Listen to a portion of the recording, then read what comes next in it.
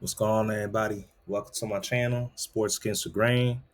This video is going to be on Russell Westbrook, James Harden, and Kevin Durant, as all three of them have moved up on the all-time scores list last week in the first week of December 2025. Russell Westbrook passed Tim Duncan on the all-time scores list. He's now the 17th all-time leading scorer in NBA history. He did this on Wednesday the 3rd. He now has 26,514 points as of today. Obviously, it's December 7th. And then Friday night, Kevin Durant became the eighth player in NBA history to surpass the 31,000 milestone on the all time scores list. He's now, still eighth all time. And just last night, James Harden passed Carmelo Anthony to be 10th all time on the all time scores list. He now has 28,303 points.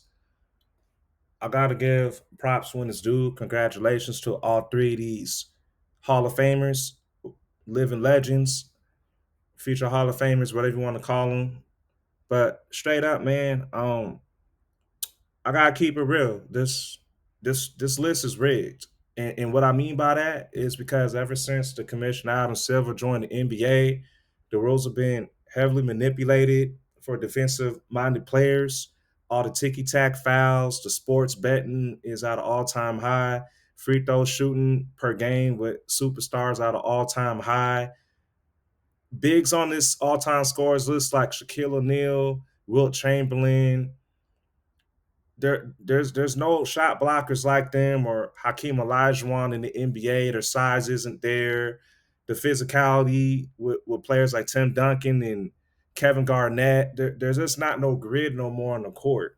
So it's a lot easier for players to get to the rim with the referees manipulating the spreads and just not a lot of just gritty, grimy, old school basketball. And to keep it a buck, it's a miracle that Russell Westbrook is this high on the list because he wasn't even going to get signed to the Kings or really any NBA team before the season started. So, and ever since he left the Lakers, it obviously destroyed his value as a player. He's been on riding the bench, being a six man for teams like as I mentioned in my last video about Westbrook. Check that out. So he should be a little higher on his list. By the end of the season, I could see him being 14th or 15th on the all-time list because he's just trailing Dominique Wilkins, Oscar Robertson, and Hakeem Olajuwon. And for James Harden, he's made a career of flopping, getting to the free throw line. He's a great free throw shooter. I just don't respect this list because he passed Carmelo Anthony, and we all know the NBA effed him over and blackballed him. That nigga should be higher on his list. As we know, OKC made him a fourth option after he left New York, and Portland brought him back into the league thanks to Dame Dollar. Shout out to him. And the Lakers made him a six man. And recently he said on his podcast that he had his most efficient season in his career playing with the LA Lakers. But I'm not sitting here to cry and complain about the list. I'm just keeping it a buck for all you Gen Zers out there and all you delusional fans out there that kiss ass and just think this era basketball is the greatest thing since sliced bread. But Kevin Durant, I really gotta give my props to him. One more thing about James Harden, I will say this: he was coming off the bench his first 3 years playing the OKC with Westbrook and Durant. He became the sixth man of the year in 2012. As we all know, they lost to 2012 to the Heat.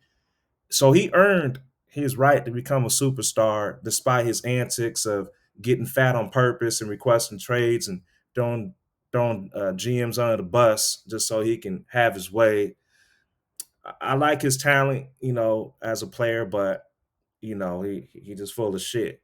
And Kevin Durant, he tore his Achilles as we know in 2019, and he's come back and he's still able to produce at a high level. And one obvious reason is because of his height. He's 7 feet tall. He can shoot over damn near anybody. His handles as great as anybody, and he's the most efficient scorer we've ever seen. He misses the least out of anybody on his list as far as perimeter players are concerned. But you just have to channel all the hard work and dedication these three men have had. I honestly believe they would have won a championship together if OKC would have kept these three together, because Durant was drafted in '07, Harden in '08, and Westbrook in '09, and they're a trio for 3 years. And Westbrook and Durant were together for 9 seasons, of course, before Durant decided to jump ship to Golden State. And I got to keep it a buck, man. Durant's legacy hasn't been the same ever since. He won 4 scoring titles, all with OKC, and he also won the league MVP in 2014. But James Harden, he got traded on draft day in 2012, like I mentioned, and to the Rockets, and he became a star after that. He won 3 scoring titles, I think, in 2017, 18, and 19. And he revamped his career, obviously. And Westbrook has 2 scoring titles with OKC because after Durant ran off, he obviously became a triple double legend. And in 2 of those 3 years over there, he won 2 scoring titles and also league MVP in 2017. And Harden won one in 2018. So it's really unique how all three of them are still intertwined together because Westbrook got traded for Chris Paul to Houston and played with Harden one year, and then Harden went to Brooklyn and played with Durant for a couple of years. So Harden is the glue between the three of them because Durant and Westbrook obviously have not reunited, but Harden is still tight with them. Harden also played with Westbrook on the Clippers for a year and a half, I believe. And yeah, man, it's exciting to watch these three fellow millennials play ever since college, really. I'm 37. These cats, I could have been high school, you know, friends or whatever, could have went to school with them. But they're all from Cali. Some of the little homies played against James Harden, and some of them have seen Russell Westbrook. So it's dope, being a Cali cat and seeing these three legends do this. But regardless of how rigged and manipulated the rules are in the NBA, the all-time scores list is a legendary milestone. And I'm gonna leave it for y'all in the comments to give me your opinions. If you want me to make a video specifically on these three guys in OKC, let me know. But yeah, until next time, this your boy. I'm out.